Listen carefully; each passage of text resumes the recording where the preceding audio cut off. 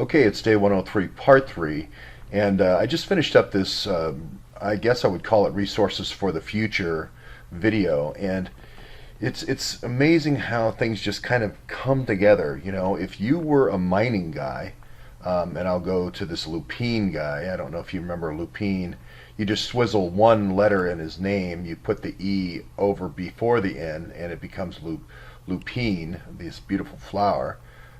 You start with the money. If you do the Braverman thing and you follow the money, you would think, hey, it would be great if I could get a social justice warrior to make a zoo or something where my resources were, or tunnels were, or whatever you want to call it.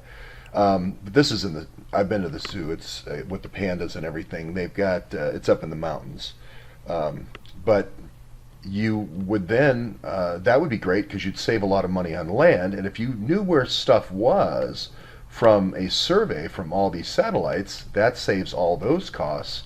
If you were in with the Navy, and this was a Navy NASA, and there's many of this one is especially is a Navy NASA place where they're in a joint venture, if that makes any sense, in inland about 250 miles, you could power it through a reactor. Again, this is national defense. I could put a reactor there.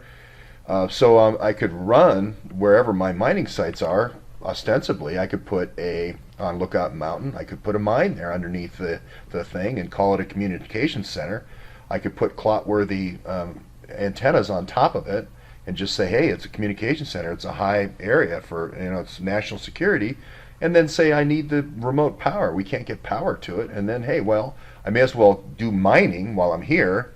So it all kind of comes together where you actually are paying almost zero costs. If you have these little shape reactors that we talked about earlier, you could have your most of the robotic mining as well happening with nuclear power. So really there's almost no costs to this situation except your Pinkertons, except your acquisition. Land acquisition is your big deal. So if you can condemn the land and write different plans. I talked about the wildlife safari park here, but I was also familiar with this juniper to gin. There's juniper trees that are invasive in Oregon, all over Oregon, and there was this big move to, juniper being the juniper berries supplying this gin that they were making, and they were having all these toasts and cocktail parties in Portland about the beautiful juniper wood that was being made by these different artists in Portland, and they called it the joinery. So it was really kind of a neat situation, but I thought, this is something not right about this. This seems like a social justice thing. There's these huge cattle ranches in the eastern part of Oregon, and actually I went down to where and spent about 90 days kind of researching. There was the Umpqua Community College murders there, and you never know why, but Grant County and down there around Klamath Falls, they had discovered uranium. The soldiers had discovered uranium and had to move out of a barracks in Klamath Falls.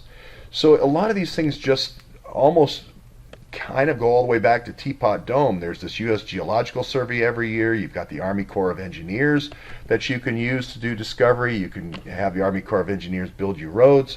Kind of reminds me of the timber story in Oregon. So anyway, there's Lupine, and he's a member now. We're going to come from the West Coast over to the East Coast. He's a member of this ACG. Now, I don't know if you remember, a long time ago, I think it was day 250 or something like that, I did a show with Trish and Jason, and I mentioned this guy named Adrian Nitu, can't read the last name, Solomon. Okay, and so if you just go back on some of these older episodes and just watch them, here he is, he's at Picatinny Arsenal. This seems to be almost like Chinatown, where Jake gets to the end of the Chinatown and he finds this Admirals Club, and they're investing. It's a front company for all these different people that are involved in mining and so forth. And here it is. It's Picatinny Arsenal. This is in New Jersey. This is the kind of the Army energetics in Picatinny. I believe it's Picatinny, New Jersey. Yeah. And if you go down the resume, and it's always never right at the top, semiconductors and so forth he's been in, But if you go down at the bottom, it's always the same thing. It's always National Institute of Physics and so forth and engineering. Destructive and non-destructive engineering. There's all these levels, which I need to learn more about. But one of the things from the Sandia Lab discussion that we had before about this brilliant pebbles, this was in the whole Star Wars research, there was this wave generator that by shooting these particles could be a boring machine. And Elon Musk, no other than Elon Musk, has a boring machine. Kind of reminds me of the whole Peter Thiel Palantir thing, resources for the future. So just some thoughts and connections, but as you start looking, I think there's 5 ACGs that we identified with Imran 1, and one's in Arizona. One is right by Lookout Mountain. There's another one down in Texas that I believe is near Sugar Land. I'm not sure exactly about that. Could be more closer to Dallas now that I think about it. And then there's one in Alabama, I want to say, or Georgia. I think it's Georgia. We have one in Georgia, and then there's one in New York, and then there's one that Imran's a member of in Washington, D.C., or Annapolis more specifically, the home of the U.S. Naval Academy. So I just wondered, is this the Admirals Club at the end of Chinatown? In other words, the Roman de Clef, the key to the whole story.